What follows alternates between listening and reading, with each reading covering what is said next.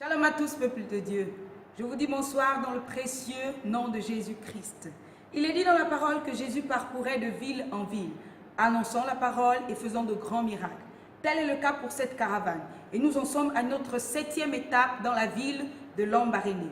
Je vous laisse apprécier en quelques images notre passage et les merveilles du Seigneur et nous nous retrouvons juste après. Il doit rendre compte à qui? Il n'y a personne. Il y a un seul jeune femme. Mettez des garde-fous. Je t'aime. Ah oui. Ok. Bon, il faut qu'on se marie. Il n'y a pas de... Étudie-moi d'abord. Concubinage, 10 ans, je vois. Concubinage, c'est même 2 ans, même 1 an de concubinage, ma soeur. S'il ne se décide pas, prends tes bagages comme Dieu.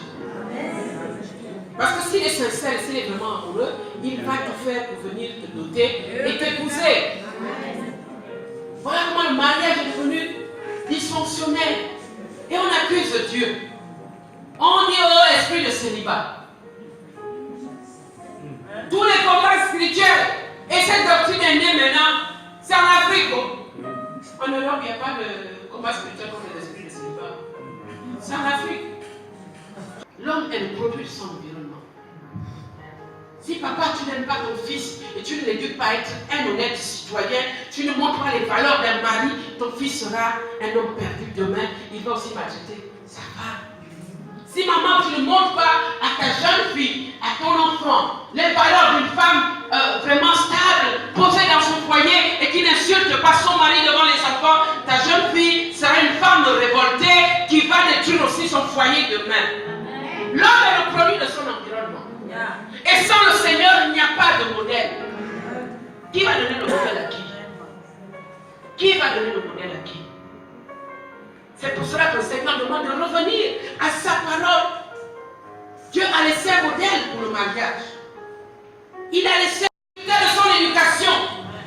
Quand vous abandonnez des enfants, des innocents, à une femme seule, qu'est-ce qu'elle va leur donner comme éducation?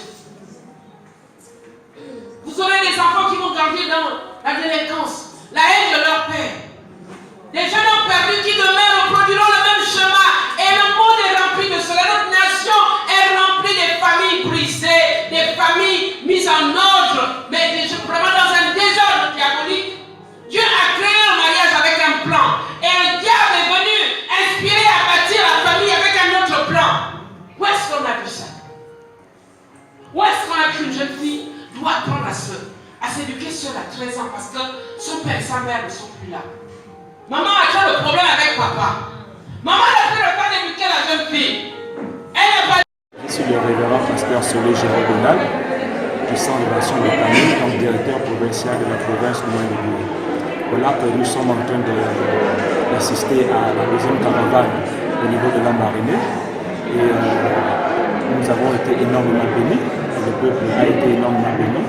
Le premier jour, nous avons abordé le point fondamental sur lequel les vies doivent être bâties et sur lequel les foyers doivent être bâtis.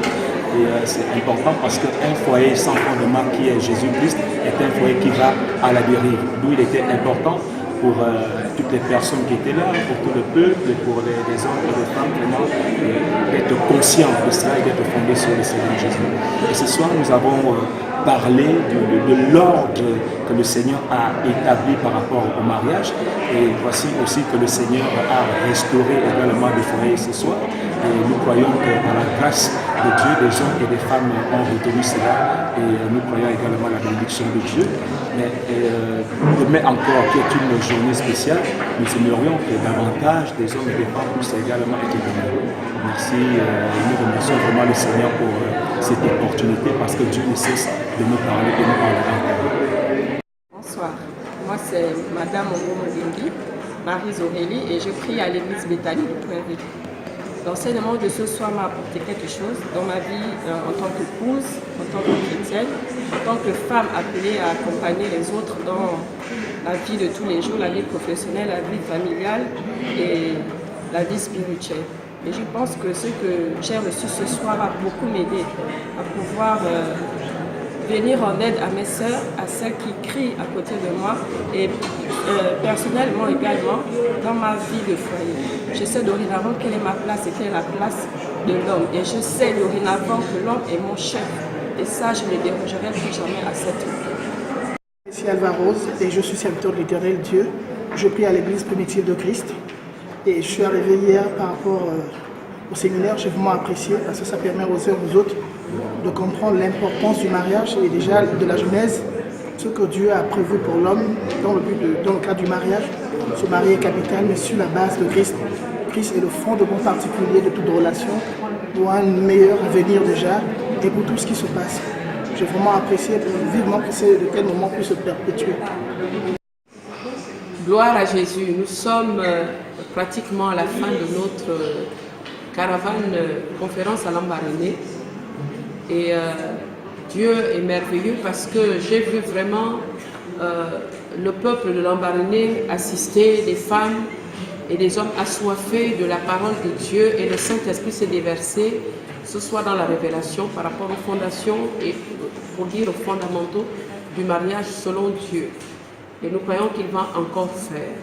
Donc je bénis, je remercie le Seigneur pour les autorités de la ville de Lambaréné, en parlant du maire central et de tous les autres qui nous ont vraiment accueillis, qui nous ont donné l'accès à cette salle qui nous accueille depuis le début.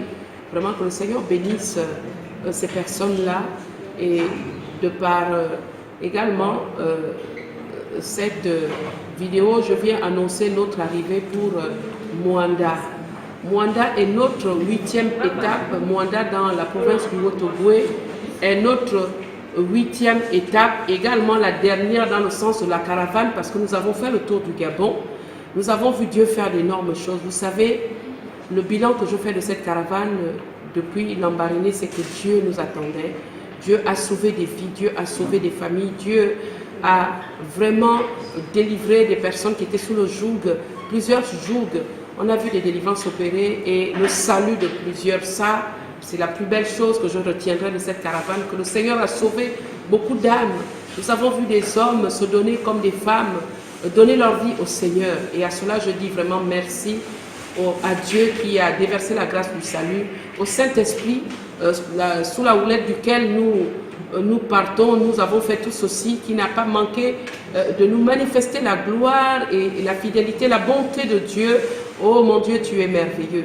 Que toute la gloire, l'honneur te revienne. Alors Mwanda, nous serons chez vous du 20 au 23 juillet prochain pour également fêter et dans la présence de Dieu vous accorder la grâce d'écouter la pensée et le message du Seigneur. Peuple de Mwanda, préparez-vous, nous arrivons. Que Dieu vous bénisse déjà. Bénissons le Seigneur pour cette 7e étape. Nous avons vu le Seigneur manifester sa puissance, sauver des vies et encore délivrer des hommes et des femmes. Oui, qui ont écouté un message, qui ont écouté une parole de vie. Et vraiment, nous lui rendons toute la gloire pour cela. Je viens annoncer notre 8e étape dans la ville de Mwanda. Oui, cette 8e étape qui va boucler notre caravane à l'intérieur du pays. Nous y serons du 20 au 23 juillet à la salle polyvalente de Mwanda. Alors j'invite tout le monde, hommes et femmes, à venir écouter cette parole, à venir recevoir ce message et assurément, vous serez bénis. Et je vous dis à très bientôt.